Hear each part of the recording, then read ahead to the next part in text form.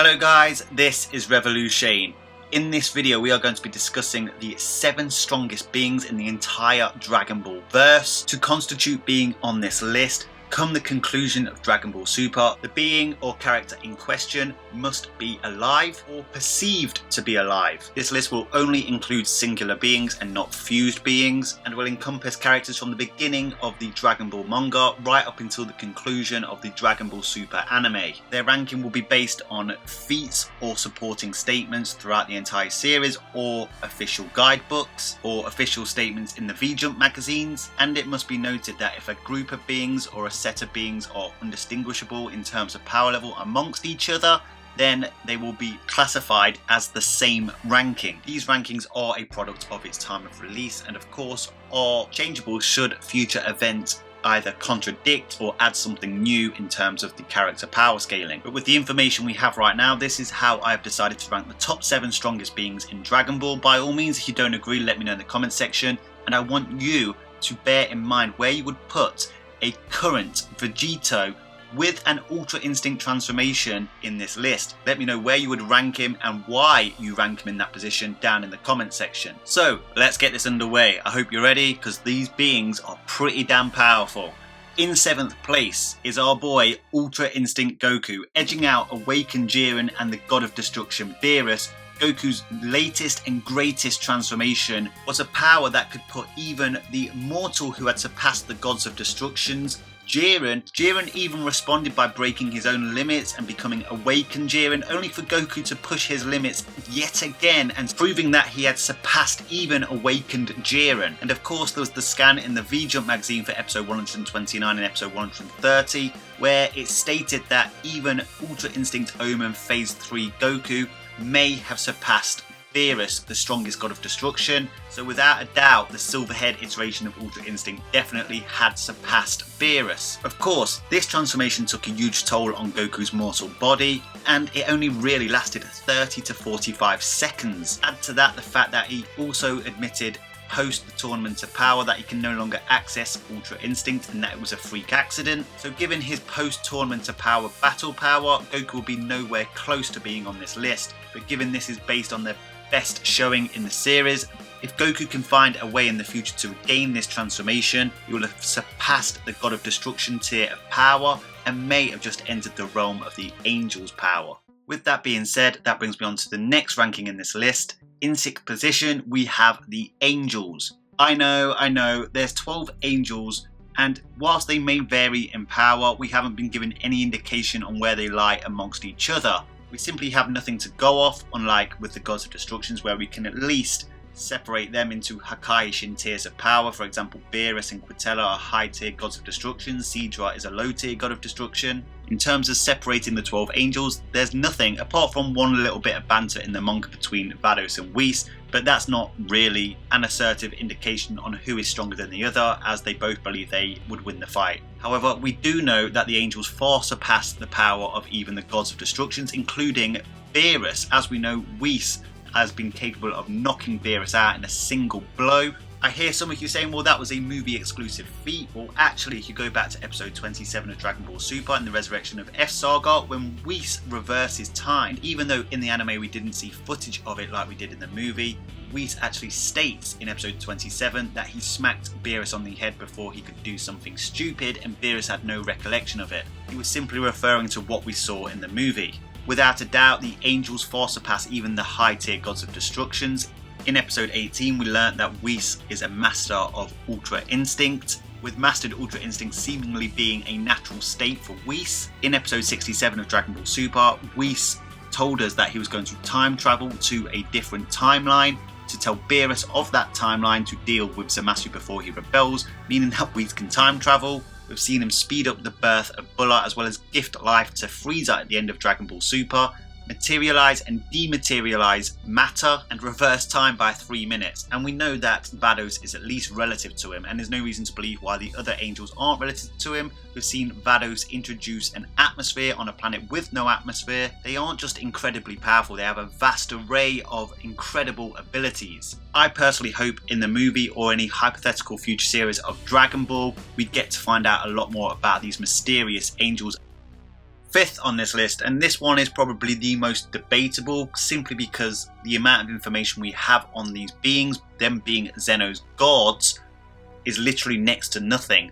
We know that they are Zeno's bodyguards, so they must be pretty powerful to be the bodyguards of the King of All. This is why I put them above the angels, because there's no reason why the angels couldn't be the bodyguards to Zeno, yet they have chosen these beings who we know nothing about. The fact that there are 4 of these in the present timeline, there could be more, there could be an entire race of them, we just don't know. When we were first introduced to Zeno in episode 40 after the God of Destruction tournament, we saw 2 of Zeno's gods obstruct Goku in a flash by using portal creations, generating a rift in time and space at such a speed it took Goku and Gods of Destruction's Beerus and Champa by surprise. You could make an argument for them being higher on this list, but once again, due to the lack of information, I find it hard to put them any higher.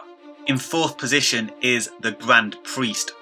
Once again, I feel like we haven't seen the full extent of this guy's abilities, and if we are to ever see those, he could be far higher on this list. In episode 55, Whis told Goku that the Grand Priest was in the top 5 fighters in the multiverse. We don't know who those other 4 are. Zeno's gods could be some of them. Zeno isn't one of them because he isn't a fighter. Whis also revealed that he couldn't lace the Grand Priest's boots and that Grand Priest is far stronger than he is. And if you want to go beyond the anime to get an idea of how powerful this character is supposed to be, you can look at the manga where the Grand Priest stopped 2 high-tier bloodlusted Gods of Destructions in Beerus and Quintella casually with 1 finger. Considering he is the father to all the angels, it will be a logical jump to assume that he has all the abilities the angels have, but we've seen him demonstrate some amazing feats, even use portal creation to traverse from his higher realm to the multiverse. He induced gravity and matter into the world of void where there previously was none, opened the gates to the world of void to allow the other mortals and gods to enter the world of void, which is described as being a limitless realm.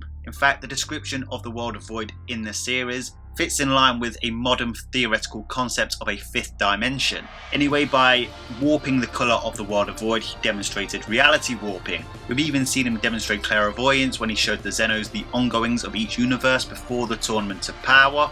He is capable of nullifying weaker fighters' power as he stopped the Tournament of Power contestants from using flight. And like I mentioned earlier, there's no reason to believe why he wouldn't have abilities like his children have, like Ultra Instinct, time travel and resurrection.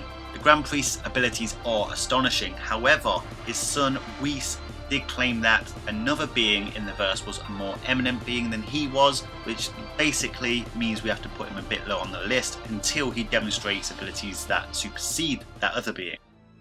3rd place on this list is Super Shenron / the Dragon God Zalama. Super Shenron has been stated to be able to grant any wish on multiple occasions by the likes of Champa, Vados, Whis, the Grand Priest, and more recently even the 2 Omni Kings Zeno and Future Zeno, granted immortality to Zamasu, and even reversed Zeno's erasure technique and brought back to existence from erasure 7 erased universes as well as all the beings that were from those universes. So this means that Super Shenron's powers are somewhat relative to even the Omni King Xenos.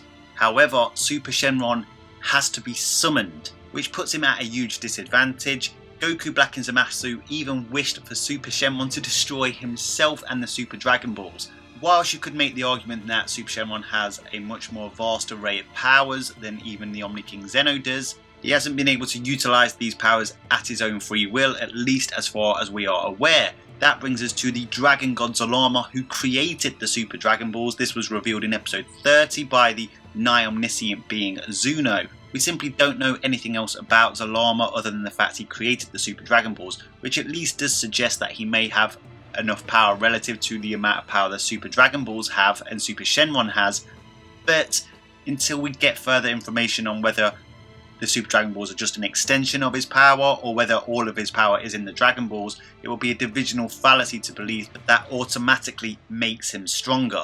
Super Shenron does have the ability to grant any wish, but does that include erasing the likes of the Omni King Zeno? I'll put that question forward to you. Let me know in the comment section, can Super Shenron erase Zeno?